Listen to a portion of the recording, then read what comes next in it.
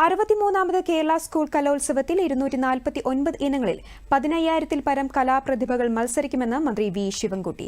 ജനുവരി 4 മുതൽ 8 വരെ തിരുവനന്തപുരം നഗരത്തിലെ 25 വേദികളിലായാണ് കലാമത്സരങ്ങൾ അരങ്ങേറുന്നത്. സെൻട്രൽ സ്റ്റേഡിയമായിരിക്കും പ്രധാന വേദി. കലോത്സവ ചരിത്രത്തിൽ ആദ്യമായാണ് 5 ഗോത്ര നൃത്ത രൂപങ്ങൾ കൂടി ഈ വർഷത്തെ കലോത്സവത്തിന്റെ മത്സര ഇനങ്ങളിലാവുന്നത്.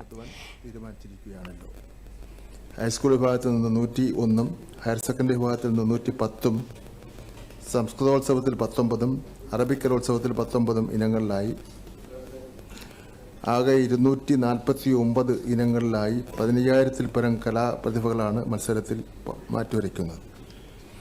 നഗരത്തിലെ 30ഓളം സ്കൂളുകളെ അക്കോമഡേഷൻ സെൻ്ററുകളായി തിരഞ്ഞെടുത്തിട്ടുണ്ട്. ഇതിനകം തന്നെ വിവിധ കമ്മിറ്റികളുടെ യോഗങ്ങൾ എല്ലാം ചേർന്നിരുന്നു. കലോത്സവ ചരിത്രത്തിലാദ്യമായി 5 ഗോത്ര നൃത്തരൂപങ്ങൾ കൂടി ഈ വർഷത്തെ കലോത്സവത്തിൽ മത്സര ഇനങ്ങളായി വരികയാണ്. സ്വർണ്ണക്കപ്പിന്റെ ഘോഷയാത്ര 2024 ഡിസംബർ മാസം. സ്വർണ്ണക്കപ്പിന്റെ ഘോഷയാത്ര ഡിസംബർ 31-ന് കാഞ്ഞങ്ങാട് നിന്ന് ആരംഭിച്ച് എല്ലാ ജില്ലകളുടെയും പ്രയാണം പൂർത്തിയാക്കി ജനുവരി 3-ന് തിരുവനന്തപുരത്ത് എത്തുമെന്ന് മന്ത്രി അറിയിച്ചു. രാവിലെ 10 മണിക്ക്